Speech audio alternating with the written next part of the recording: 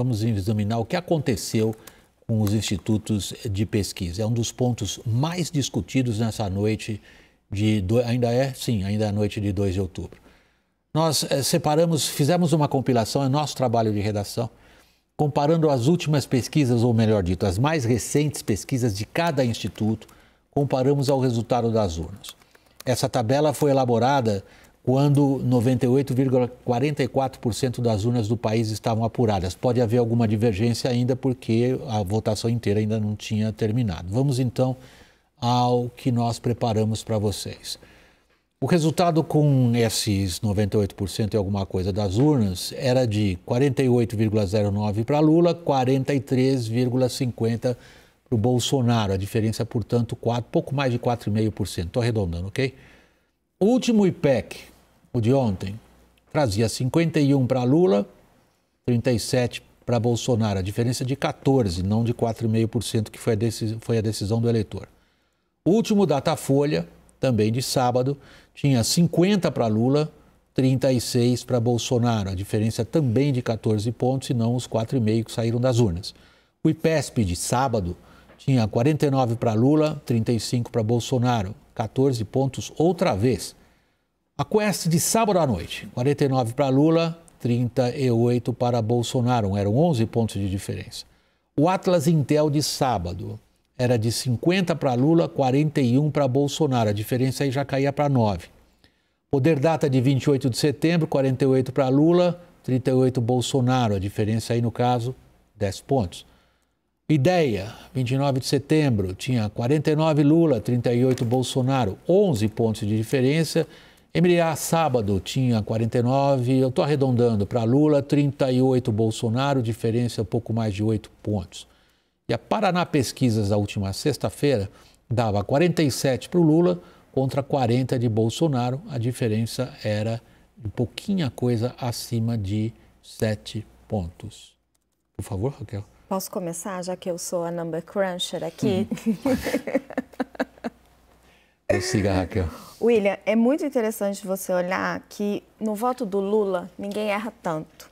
O que é muito subestimado é o voto do Bolsonaro.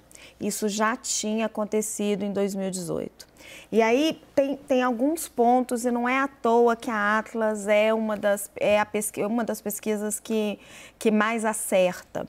Primeiro, eles ponderam por renda, que é algo que os institutos grandes como Datafolha e IPEC nunca tinham feito.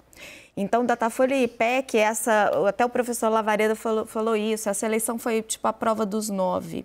Eles estão superestimando o voto do pobre no Brasil, porque eles chegam a uma amostra de 50% de gente pobre, enquanto o IBGE mostra um percentual muito menor. Esse é um ponto. Segundo ponto, todas as pesquisas erraram São Paulo, erraram bastante também no Rio de Janeiro e no Rio Grande do Sul, por conta dessa corrida de última hora, quando se vislumbrou um voto útil do Lula e o eleitor abraçou esse antipetismo. Eu acho que esses foram os dois principais movimentos que deram essa grande diferença. Agora, você pode ver que todos os institutos, eles erram o patamar, eles não erram a tendência. De toda forma... A não ser São Paulo, né? A não ser São Paulo. São Paulo ninguém pegou. Agora, você vê que, de toda forma, ó, os mais novos, os mais jovens, estão fazendo pesquisa melhor. Thaís, Felipe e Caio, nós jornalistas nos apoiamos extensivamente em material fornecido pelos institutos de pesquisa. Estamos fazendo mal ao nosso trabalho? Nossa, que bom que eu escapei dessa. Quem vai responder essa primeira? Eu acho que é essencial numa roda de análise, num programa que se dispõe a trazer para o público a análise, com a maior honestidade profissional que a gente possa ter, a gente perguntar se o nosso trabalho está correto ou não. Thaís. William, não sei se não dá para dizer que a gente está fazendo mal o nosso trabalho. O que me parece... sou zero especialista em análise de dados, em pesquisa, mas a gente trabalha com isso muito massivamente durante os períodos eleitorais. Me parece que os institutos não conseguiram captar essa força do bolsonarismo, principalmente em São Paulo. Isso é bastante determinante. Não me parece que tenha tido capacidade de enxergar esse bolsonarismo. Mas um dado também que me chama a atenção, a partir do resultado final, a gente está com quase 100% das urnas apuradas, é o percentual de Ciro Gomes. Quase nenhuma pesquisa mostrou que Ciro Gomes poderia terminar essa eleição com 3% dos votos válidos. Deixa eu só colocar um ponto para não parecer que eu fico em cima do muro, colocando vocês, meus colegas, repórteres como eu, na maior saia justa. Eu aqui fazendo aquele papel, né? Não, eu acho que no essencial elas acertaram menos esse erro catastrófico de São Paulo, que coloca na linha de tiro a reputação dos institutos, é óbvio. Pode acertar 100%. O erro de 1% será considerado prova definitiva que todo o resto não presta também. Acho que não. Acho que no essencial, nas tendências, elas mostraram quem seria o ganhador. Mas Bolsonaro mostrou que é isso que ele vai atacar. Mas é o que eu gostaria de chegar ao ponto do Bolsonaro agora, que você levantou, aliás. Eu acho que o problema ressalta a capacidade de apreciação dos dados da realidade além dos números, porque o que você disse basicamente, Raquel, e com que eu tenho que dizer, concordo, é que as pesquisas não captam as raízes sociais da formação de voto. Não captam também os aspectos subjetivos e emotivos na cabeça do eleitor quando ele está diante de apertar o botãozinho da urna.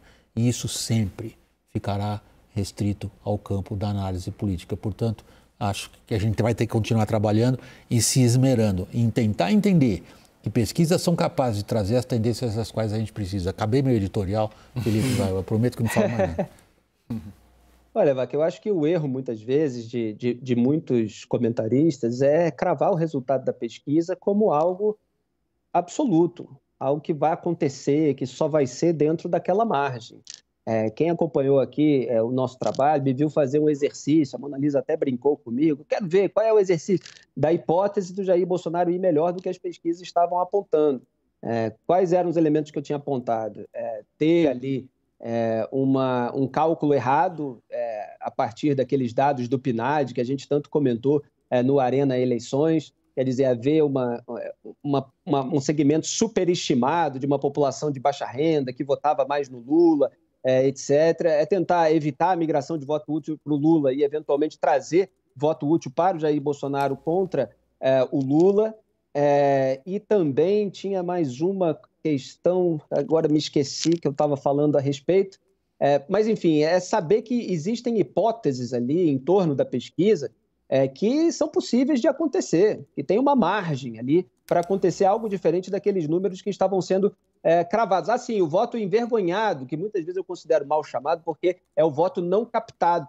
Então, falamos disso várias vezes, dessa possibilidade de haver esse voto não captado do Bolsonaro. Até chamo isso há muito tempo, chamei aqui de efeito Trump, porque nos Estados Unidos também houve. E aconteceu nessa pesquisa, esse voto não captado no Bolsonaro. E o antipetismo ainda é muito forte em São Paulo. E muita gente esqueceu nas análises dos escândalos do PT. Estou aqui escrevendo um monte de artigo, fazendo um monte de comentário, lembrando tudo isso que aconteceu e que ainda está vivo na memória de muitos paulistas que são mais engajados aí no debate público. Thaís, você está trazendo uma informação, fui avisado agora, você não levantou o dedinho, mas fiquei sabendo por outros canais que você tem uma apuração. Pois William, o que acabam de me contar é que já tem um movimento para que Augusto Aras, o Procurador-Geral da República, abra uma ampla investigação a respeito da atuação dos institutos de pesquisa. Então, talvez essa atuada seja bastante forte nesse segundo turno. Provavelmente teremos um seminário acadêmico sobre o emprego de dados de base e de Big Data para saber se eles se comportaram bem ou não. Eu acho que falta um ponto, eu prometi que não ia falar, mas não resisto. Eu acho que, basicamente, o grande problema das pesquisas sempre foi captar o que a política tem de essencial, que é o ambiente volátil, que é o fluido que é no público a formação de opinião. Isso dificilmente se baixa em números concretos exatos. Mas reitero, William, mas que aqui, algumas tendências elas trazem e são inegáveis. Eu concordo, mas tem um pontinho aqui que eu vou discordar de você. Eu acho que principalmente PEC e Datafolha, eles precisam pensar um pouco sobre essa metodologia de não ponderar por renda. Ok, mas esse é o problema deles. Eu estou falando da ferramenta em geral.